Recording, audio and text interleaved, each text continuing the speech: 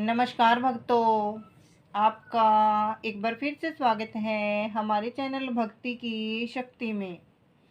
आज के इस वीडियो में हम आपको बताएंगे कि सूर्यदेव को हमें जल कैसे चढ़ाना चाहिए और सूर्यदेव को अगर आप ऐसे जल चढ़ाते हैं तो मनुष्य की आयु कम हो जाती है। तो चलो सुनते हैं ये एक पौराणिक कथा। एक बार माता पार्वती भगवान शिव के साथ कैलाश पर्वत पर बैठी हुई थी। फिर माता पार्वती भगवान शिव से कहती है, हे स्वामी, सूर्य को जल देने का क्या औचित्य है? सूर्य को जल क्यों दिया जाता है? सूर्य को जल देने के क्या फायदे हैं तथा सूर्य को जल देने की सर्वोत्तम विधि कौन सी है? तब भगवान शिव कहते हैं, हे पार्वती, आपने समस्त मानव जाति के कल्याण के लिए उचित प्रश्न किए हैं। सूर्य की उपासना अत्यंत शुभ फलदायी है। प्रत्येक मनुष्य को सूर्य को जल अवश्य देना चाहिए। हे पार्वती, मैं आपको एक अत्यंत पवित्र कथा सुनाता हूँ, जिससे आपकी दुविधा समाप्त हो जाएगी और आपको आपके सभी प्रश्नों के उत्तर भी मिल जाएंगे। जो भी प्राणी इस कथा का स्मरण करता है उसे 100 वर्षों तक सूर्य को जल देने का फल प्राप्त होता है। इसलिए आप इस कथा को ध्यान से पूरा जरूर सुने। फिर भगवान शिव ने सूर्यदेव की महिमा का वर्णन करने के लिए माता पार्वती को एक अत्यंत पवित्र कथा सुना। हे पार्वती, प्राचीन काल की बात है। मध्य प्रदेश में एक अत्यंत प्राचीन रमणीय नगरी थी। उस नगरी में एक ब्राह्मण अपनी पत्नी के साथ निवास करता था। ब्राह्मण शास्त्र ज्ञान में पारंगत था, किंतु उसने अपने ज्ञान का कभी सदुपयोग नहीं किया। उसने अपने ज्ञान का उपयोग केवल धन कमाने के लिए किया। ब्राह्मण ने अपने जीवन में कभी दान कर्म नहीं किया, कभी सूर्यदेव को अर्घ नहीं दिया। वह अत्यंत स्वार्थी और क्रूर स्वभाव का था। फिर एक दिन वह वन में जा रहा था तो एक विषैले सांप के काटने के कारण ब्राह्मण की मृत्यु हो गई। मृत्यु के बाद ब्राह्मण को यम के दूत यमलोक लेकर गए। वहां यमराज ने ब्राह्मण के पाप और पुण्य का मूल्यांकन किया और ब्राह्मण को नरक में डाल दिया। ब्राह्मण अनेकों वर्षों तक नरक में सजा भुगतने लगा और फिर उसे प्रायश्चित करने के लिए फिर से मनुष्य जन्म की प्राप्ति हुई। उसका दूसरा जन्म एक गरीब शूद्र के घर में हुआ। दूसरे जन्म में उसे अत्यंत दुख भोगने पड़े। उस शूद्र के बड़े होते ही उसके पिता ने उसका विवाह एक युवती से करा दिया और फिर वह उस युवती के साथ वन में ही झोपड़ी में रहने लगा। विवाह के बाद अनेक वर्षों तक उस शूद्र को कोई संतान नहीं हुई, इसलिए वह और भी अधिक दुखी रहने लगा। लेकिन इतने में ही उसके दुख समाप्त नहीं हुए। कुछ वर्षों के बाद दैवी योग से उसके शरीर में भयंकर कोढ़ का रोग उत्पन्न हुआ और वह भयंकर कोढ़ के रोग से पीड़ित हो गया। उसके शरीर पर अनगिनत जख्म हुए, जिससे पस निकलता रहता था। वह कोढ़ी शूद्र अब कुछ काम भी नहीं कर सकता था और दिन भर घर पर ही पड़ा रहता। उसकी पत्नी एक पतिव्रता नारी थी। उसने पति को कोढ़ होने के बाद भी उसका साथ नहीं छोड़ा और वह उसकी नित्य सेवा करती रही। वह अपने पति को ही परमेश्वर मानकर उसकी पूजा करती थी, उसके लिए भोजन का प्रबंध करती थी, उसे स्नान कराती थी। वह शूद्र अनेक बार मन ही मन सोचता रहता था कि किस जन्म के पाप के कारण उसे यह कोढ़ रोग हुआ है। ऐसा सोचते हुए वह बहुत ही निराश और उदास रहने लगा। फिर एक दिन उसके द्वार पर एक साधु पधारे। उस कोढ़ी शूद्र की पत्नी ने उस साधु महात्मा की बड़ी सेवा की, जिससे प्रसन्न होकर उस साधु ने उस कोढ़ी की पत्नी को वर मांगने के लिए कहा। तो कौड़ी की पत्नी ने कहा, हे महात्मा, मेरे लिए मेरे पति ही सर्वश्रेष्ठ हैं, वही मेरे स्वामी हैं। अतः आपसे विनती है कि मेरे पति का रोग दूर करें और उन्हें पहले के जैसा बना दें। इस पर उस साधु महात्मा ने कहा, हे देवी, यह रोग तुम्हारे पति को उसके पिछले जन्म के कर्मों के कारण हुआ है। यह विधि का विधान है, मैं इसमें हस्तक्षेप नहीं कर सकता। ईश्वर मनुष्य को उसके पाप कर्मों का दंड अवश्य देते हैं, कोई भी इसे चूक नहीं सकता। किंतु मैं तुम्हें इसका उपाय बता सकता हूँ। इस रोग से बचने के लिए केवल एक ही उपाय है। तुम अपने पति को लेकर सूर्यदेव की शरण में जाओ और सूर्यदेव की नित्य उपासना करो। सूर्यदेव की कृपा से तुम्हारा पति कोढ़ से मुक्त हो जाएगा और उसे कामदेव के समान रूप प्राप्त होगा। फिर उस साधु महात्मा ने उस स्त्री को सूर्यदेव की उपासना करने की विधि बताई। उस विधि को जानकर उस कोढ़ी की पत्नी ने अपने पति के साथ मिलकर पूरी निष्ठा और श्रद्धा से सूर्यदेव की उपासना की और देखते ही देखते कुछ दिनों में उसका पति पूरी तरह से ठीक हो गया। वह कोढ़ के रोग से पूरी तरह से मुक्त हो गया और सूर्यदेव की कृपा से उसे सुंदर रूप, बलवान शरीर तथा धन संपत्ति की प्राप्ति हुई और वह कोढ़ी शूद्र बहुत धनवान बन गया।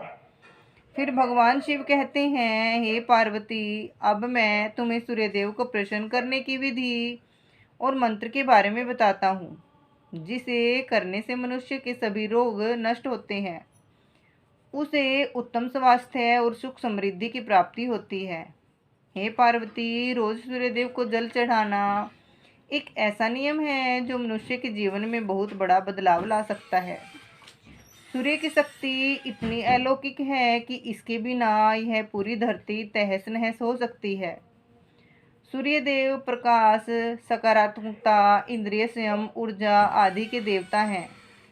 सूर्यदेव को मात्र जल चढ़ाने से सभी संकट दूर हो सकते हैं। संसार की हर परेशानी का हल सूर्यदेव के पास ही है। सूर्यदेव की उपासना करने से आत्मा की शुद्धि होती है और मनोबल बढ़ता है। सूर्योदय के समय सूर्य की किरणों से वातावरण पवित्र और सकारात्मक बन सकता है। यदि प्रतिदिन सुबह स्नान करके सूर्य देवता को मंत्रों का उच्चारण करते हुए जल चढ़ाते हैं तो इसके कई फायदे होंगे। कुंडली में अन्य ग्रहों की तरह ही सूर्य के शुभ या अशुभ स्थिति में होने से जीवन पर भी इसका शुभ या अशुभ प्रभाव पड़ता है। कुंडली में सूर्य यदि शुभ स्थिति में होता है तो हमें समाज में भरपूर मान सम्मान, यश और प्रसिद्धि मिलती है। वहीं कुंडली में यदि सूर्य अशुभ स्थिति में हो तो इसके विपरीत परिणाम मिलते हैं। इसलिए कुंडली में यदि सूर्य की स्थिति मजबूत करनी है तो ज्योतिष शास्त्र में कुछ ऐसी चीज़ों के बारे में बताया गया है जिन्हें पानी में डालकर सूर्यदेव को अर्घ देने से शुभ परिणाम प्राप्त होते हैं। किंतु कई मनुष्य सूर्य को जल देते समय बहुत सी गलतियां कर बैठते हैं।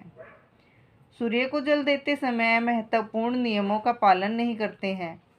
गलत तरीके से अर्घ देकर सूर्यदेव का अपमान नहीं करना चाहिए, अन्यथा मनुष्य को कई कष्टों का सामना करना पड़ सकता है।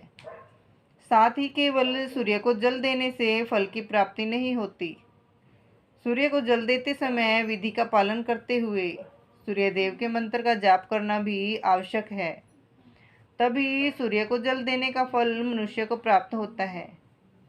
शास्त्रों के अनुसार सूर्यदेव अप्रसन्न होने पर मनुष्य का बुद्धि नष्ट हो जाता है, उसे चारों ओर से अपमान का सामना करना पड़ता है।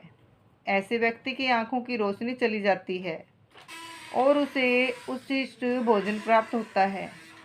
फलस्वरूप व्यक्ति की विद्या नष्ट हो जाती है, उसकी स्मरण शक्ति कमजोर होती है, पिता पुत्र में अकारण ही वाद विवाद होने लगता है। सूर्यदेव रूठ जाने पर व्यक्ति पर गलत इल्जाम लगते हैं और उसके हाथ से अनजाने में कई अपराध हो जाते हैं। इसलिए व्यक्ति को अनिष्ट कार्य करके सूर्यदेव को रुष्ट नहीं करना चाहिए।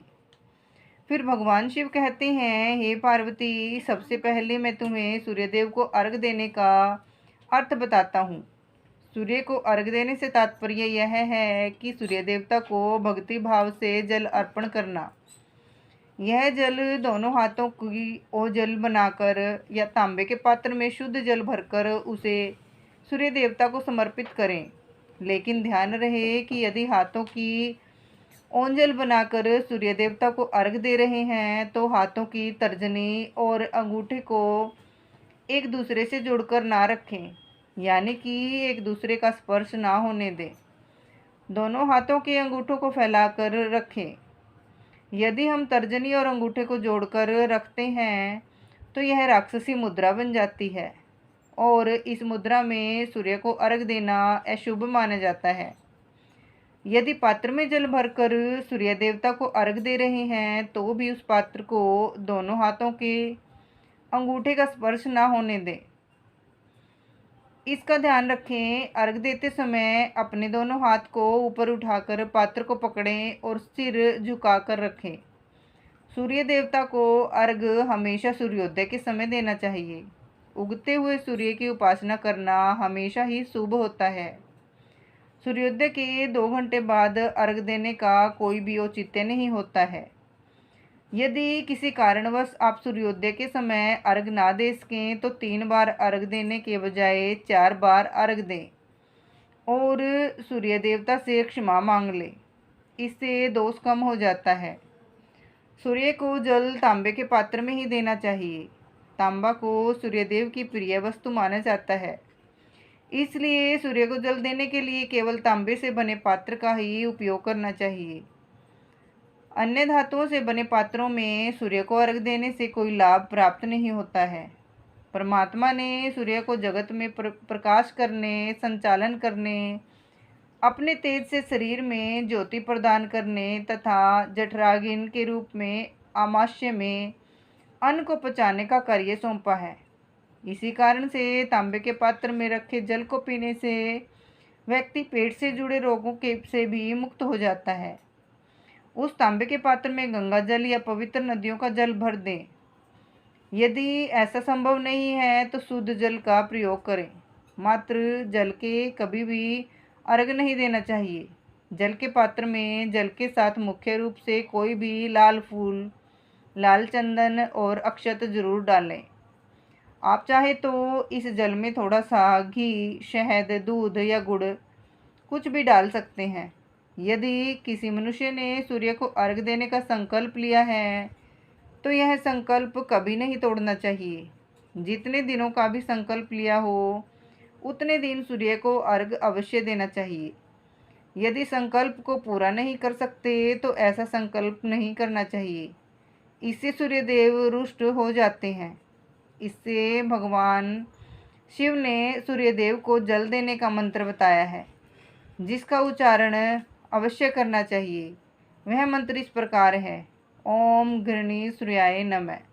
इस मंत्र का अर्थ है कि हे सूर्यदेव, मैं आपकी आराधना करती हूँ। आप मुझे ज्ञान के प्रकाश से प्रकाशित करें।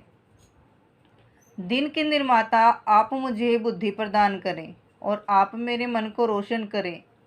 इस मंत्र का उच्चारण करके सूर्य को जल देने से गरीबी का अंत होता है और व्यक्ति को सुख समृद्धि की प्राप्ति होती है।